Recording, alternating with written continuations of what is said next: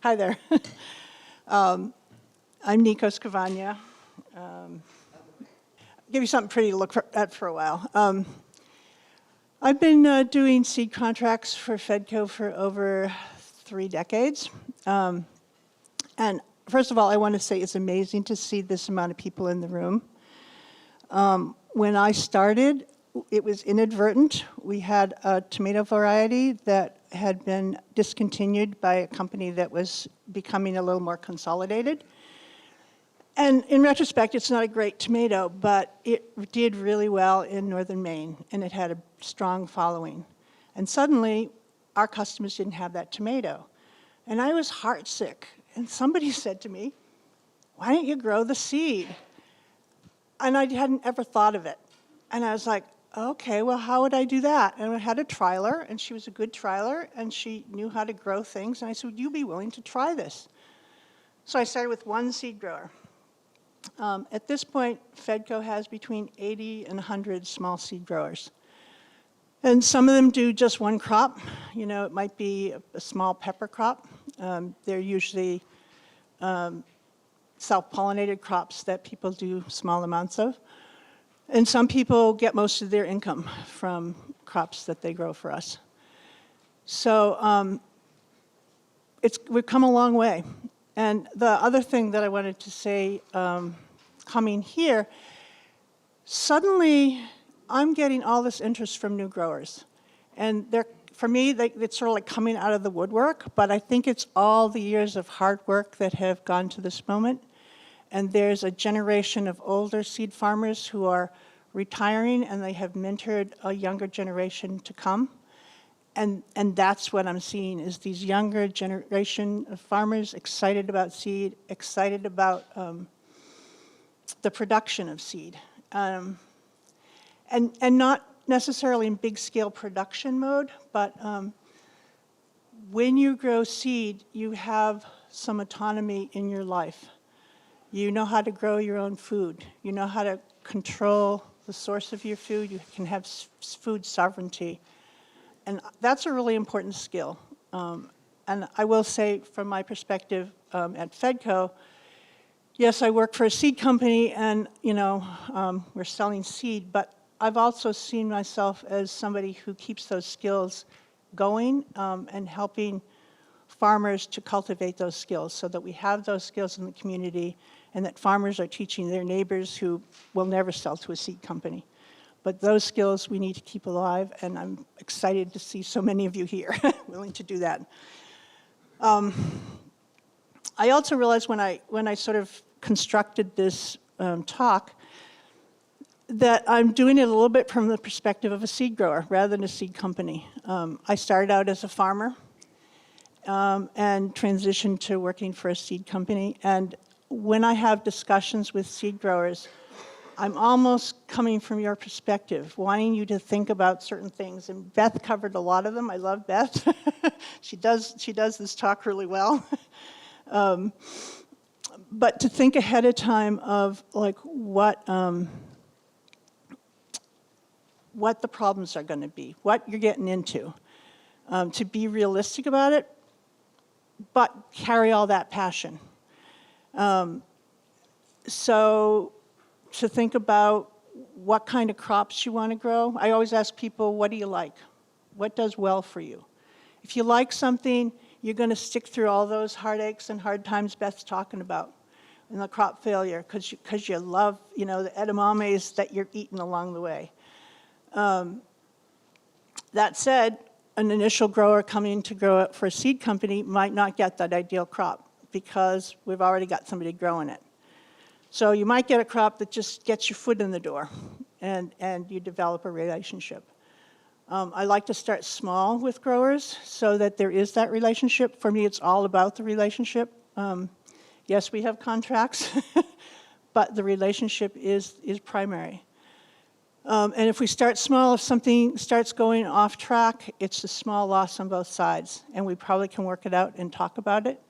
And we haven't burnt all the bridges so that next year we don't ever want to see each other at another seed conference.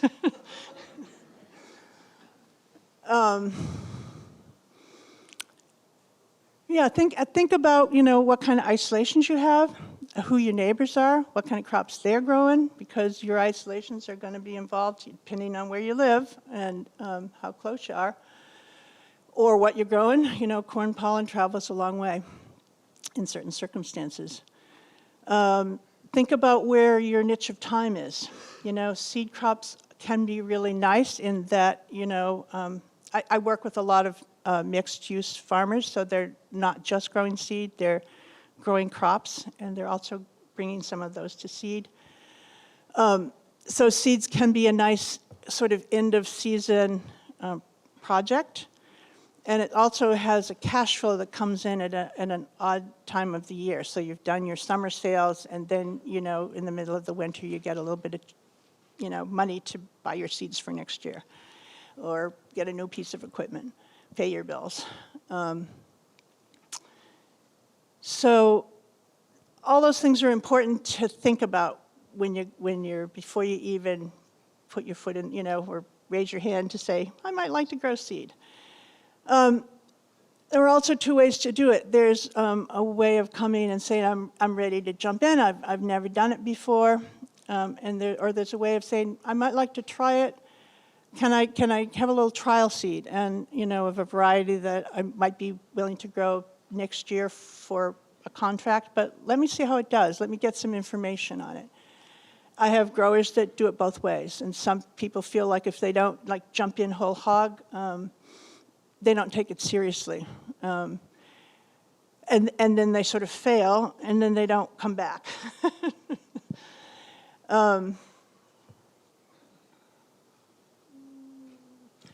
Oh yeah, the other things to think about are the disease pressures in your area. So, if you have, Queen Anne's lace or, certain bugs, you don't want to be growing certain kinds of seed. Think about if the seed needs to be dried. Do you have the equipment to dry it? Do you have the space to dry it? How would you do that? And think about cleaning. Is it a seed that needs cleaning? How would you do that? Do you have the equipment? So you've got all those things, you've thought about them all, and you're ready to approach a seed company. As Beth said, they're all really different. They're all different scales. I remember when Beth first came and she had, 20 pounds of melon, or she wanted a contract for 20 pounds of melon. I'm like, we use 2. So that's maybe not the best fit, but maybe if, we work pretty closely with Southern Exposure Seed Exchange, and we actually do contracts together because we want to come up with a quantity that will work for the farmer. So rather than the farmer, doing a small lot of a watermelon, and then their neighbor, Carl, 2 states away, is doing a small lot of the same watermelon, let's try and pool resources to give Beth a bigger contract, and maybe she won't get her 20 pounds, but she might get something that is more sustainable, or it's a 2-year supply. So think about your scale also and what companies would work for that scale. Johnny's is far bigger than Fedco. So if you're a really big grower, and you might want to go to Johnny's. If you're a small grower, Southern Exposure is great. Fedco's in between. I like to think that we work with growers to get them started, so that even if the skill set isn't there, I'm willing to take a gamble on somebody, and let's work together and see if we can make it work.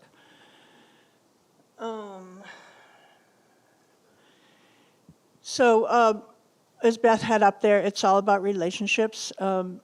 She also, I was reminding her this last night, she once told me what she had said at addressing some growers, and she said, I have 3 words of advice for you.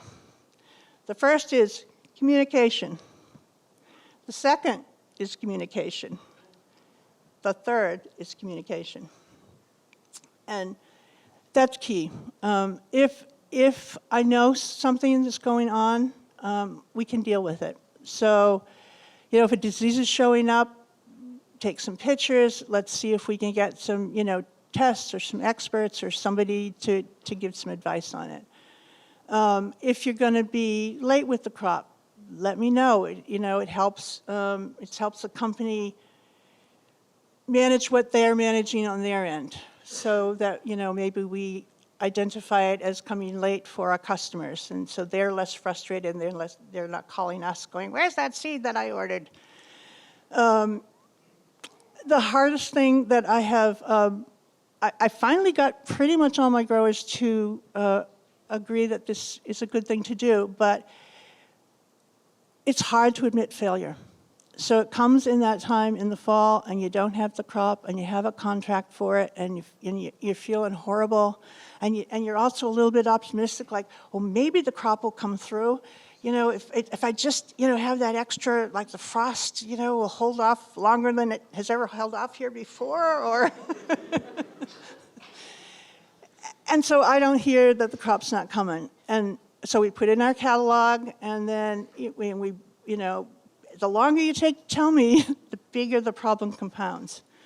The sooner I know, the sooner I can deal with it. So if it's not coming, that's great. We'll have a discussion about it, but I haven't disappointed my customers by listing it. If it's going to be a short crop, let me know that too, because I can manipulate how we list it in our catalog. So we don't list the larger sizes, and we get the size of the crop coming in matching what we expect the usage to be. So communication. Then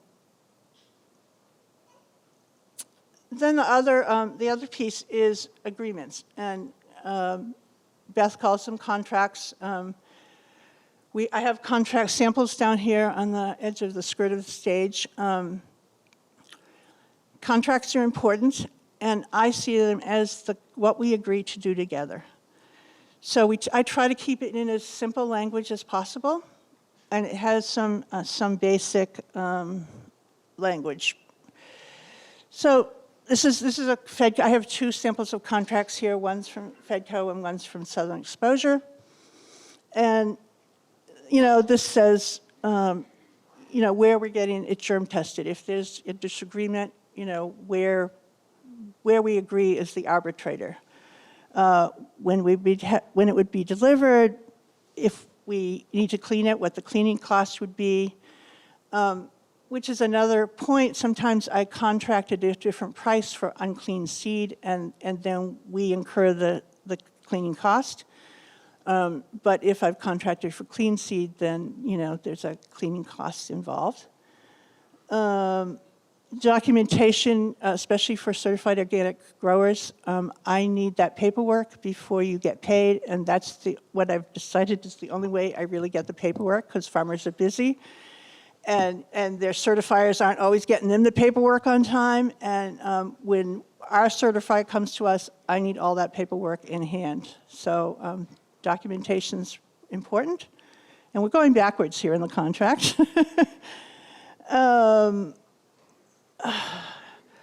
This says we like to see it in one lot. That's helpful for us. It's helpful for our organizing. Sometimes you've harvested seed differently. So there's two ways to address that. I encourage all growers to do their own germ tests. Just a simple down and dirty germ test. And if you've got, viable seed, if it's, not germin at all, if it's mid-range, or if it's really great. If it's mid-range, and if you think you have 5 different lots and they're all testing pretty high, just mix them together. That's what we would prefer. If you've got a lot that's lower germ, maybe you can do some more blowing off of the seed and improve it before you send it to us. So all that work that you do ahead helps you in that you don't get disappointed that you've sent the seed in and now I'm coming back, after a while, having cleaned it, and maybe having cleaned it a couple times to try to get it to a germination that we can accept. We do try to work with growers. I think it's important to, not just out of hand reject seed and say, not good enough. We will try to work with the seed we get to have a good quality product, because I want it to work for both Fedco and I want it to work for the grower and I want it to work for our customers. So it's a three-way, we're cooperative. We see ourselves in partnership with all three of those factors. Affirmative reporting just sort of talks about, let me know, not just at the end of the season, let me along the way what's going on. If I'm close, I might visit your field.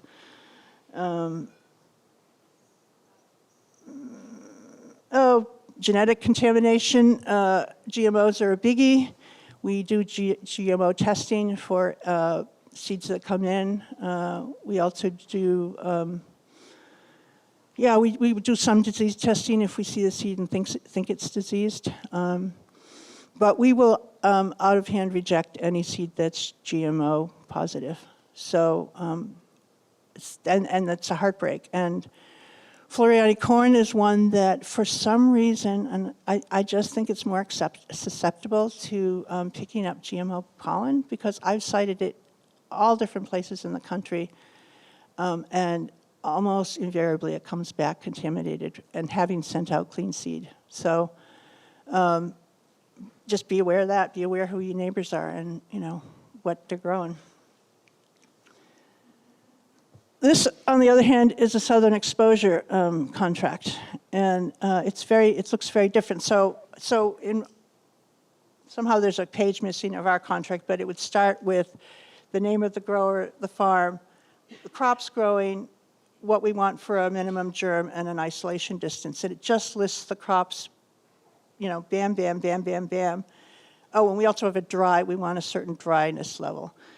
And then all that contract language comes before. For southern exposure, they have something like this for all the, and I took out the name of the grower just because I wanted to keep their privacy, but they have a contract that runs page after page, but it all sort of has this little block of information. So they do it a little differently. They have the minimum that they'll accept and the maximum that they'll accept. They have the minimum plants that they want you growing to maintain genetic diversity. Typically, that's because some of what they're doing are smaller contracts. I try to do the contract so that the minimum amount ensures that you have genetic diversity. So anyway, contracts look different. And as Beth said, all the companies are different. How we operate are different. Our schedules are different. I'm up in Maine, and you guys out here in Oregon are always pushing me because you need to plant, and we still have snow, and I can't even think spring is coming yet. And we've barely started to sell seed, so and sometimes it's a big jump for us of what we're going to project that we'll need. The other thing is, say you've got a bumper crop and it comes in, talk to me about that too. Or I'm saying me, but I'm meaning whoever your seed liaison in a company is. Sometimes we'll take 2-year crop. If it has a high germ and it's something we think we can sell, we'll take the excess seed. Talk ahead of time of what happens if, the company doesn't want the excess seed. Some companies will take and buy your crop, but they'll buy it at a lower rate for the excess because they're seeing that they're taking a risk in that it's not going to germinate well that second year. And so it's more risky for them, so they'll lower the rate they pay. Some companies say it's proprietary, you can't sell our seed other than to us. Other people say it's not proprietary, and if we don't want it, just give us first dibs. But after you've given us first dibs, you're free to market it however you want. So get some of that understandings, ahead of time are useful. And I don't put that in the contract, but that's sort of just a negotiation that I do with people.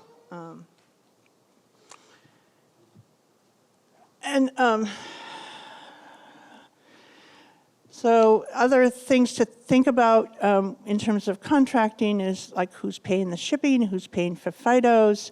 If there's field inspections, what happens there. I remember Beth at one point called me up and she goes, I have to do this field inspection, can we split the cost? And she was my biggest grower at that point. I didn't even know about field inspections. So I said, yeah, let's do that. So, talk about that. What happens if there are off types? I would say I love, the one thing I love about the digital age is you can take a picture of what's in your field and you can send it to me and I can look at it and I can say, that one's right, that one's wrong. Will you be willing to rogue? There's a certain amount of roguing that probably is expected with contracts, and there's a certain amount that, you should be being paid for to do the extra work. So that's a negotiation. And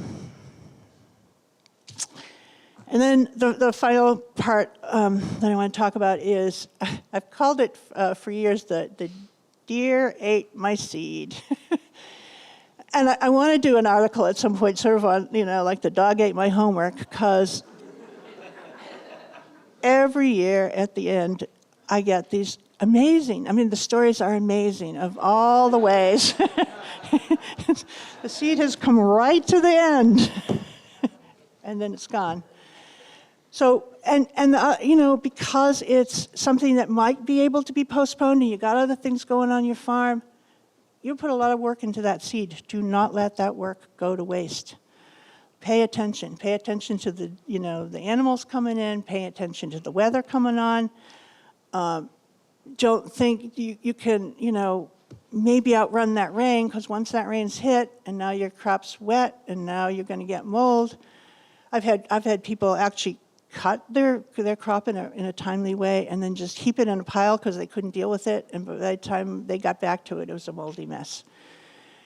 So, pay attention to all that hard work and, give seeds their due, which gets back to what I said at the very beginning of think about the timing. Think about what else you have going on at that time and come up best you can, because things change, but best you can with a window that's going to work so you can pay attention to that seed. So once you've got the seed harvested and cleaned and dried, here's the other mistakes, rookie mistakes. It's not packaged right. So you've got this beautiful seed and you've husbanded it for the whole season, sometimes 2, and you put it in a bag that falls apart in the mail service. And, we get a crop that 25% of what you grew for us is lost. I've had bags of seed come in not labeled with anything. And so, sometimes I just know the grower and I can track back what they do. Sometimes they're sending in several lots of peas and they don't really have the amounts precise, and there's an unlabeled bag. And that year I had to tell the grower, I can't pay you for this bag of seed because we can't sell it because we don't know what it is. So pay attention to your labeling, pay attention to your packaging, pay attention to how you ship. And the other thing is, I'm amazed, growers don't invoice. And you think that'd be pretty simple, but Fedco actually has a system at this point where we create invoices because it was so hard for me to keep nagging somebody, could we pay them, would they send us an invoice? So now we have an invoice that we don't get one, we make up an invoice. Organic growers, it's really important to have lot numbers because we need to trace with lots. Most growers aren't sending us lot numbers, so we also make up lot numbers and send back the invoice with the lot number on it that we've assigned so that you can keep your paper trail on your end and the inspection process will be clear. And the other thing I forgot to mention when we were talking about like the processing of the seed, look for bugs. Sometimes there are just little bugs in the seed and they're really small. If there's larvae and you don't notice them and you didn't freeze the seed, you haven't thought about what to do, and by the time it gets to us, it's an infestation and we have to reject the seed. So think about that as you're sending us your final beautiful, vibrant product, for which we truly thank you, because just without growers such as yourselves, we wouldn't be in business and we wouldn't have the wonderful diversity of crops and locales represented. Thank you.